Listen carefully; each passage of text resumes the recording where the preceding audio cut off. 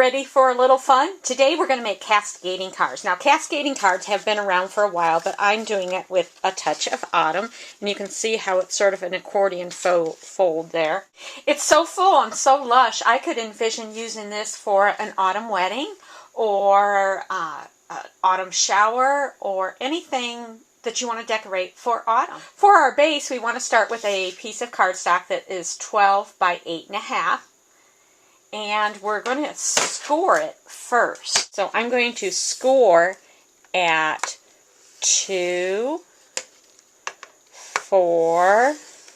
This sounds a little bit like playing jump rope when I was a kid. 6, 8, and 10. So it's 2, 4, 6, 8, 10. I'm going to use my grid paper to measure, because it's so super duper handy. The grid paper is available in the catalog, and we're going to measure up from the corner 3 inches. Now I'm going to use the chalk pen just so that you can see it a little bit better. And then I'm going to turn it 180 degrees, and we're going to do the same thing. We're going to measure up 3. Just love the Stampin' Up! Trimmers, nice and big. We have to have it at an angle because we want the tick marks both at the bottom and the top to be in the groove so that they are cut right where we've placed our marks. And we'll have 2 pieces that are going to look something like this.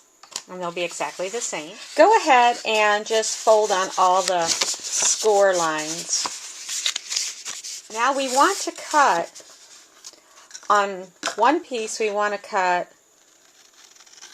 cut halfway up on the 2 end score lines. And I'm just guessing at this. If you don't get it quite right, just go back and cut a little bit more. It's not a big issue. It's better than doing all that measuring, right? Hurts your brain to think about it all. So I've cut about halfway up on the first one, the middle one, and the last one.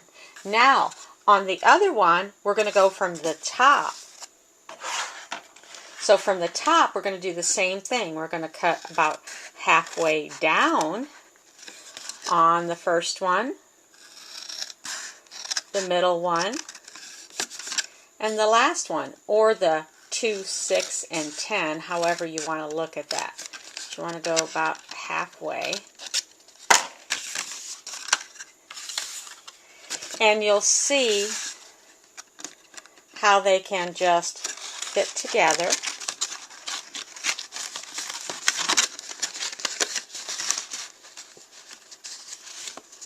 Oh ho ho!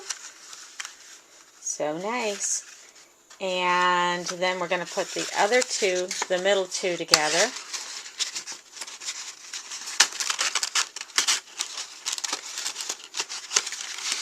It just slides in.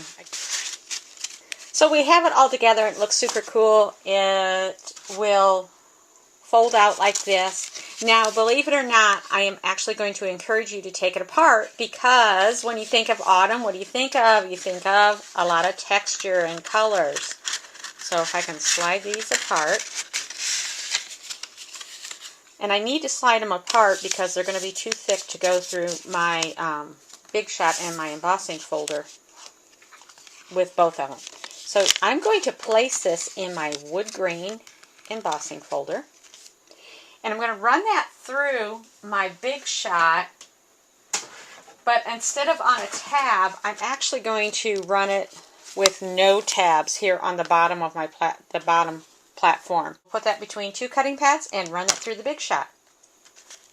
Okay, you can see how cool that looks with the texture. And this time when we put it together, we can keep it together.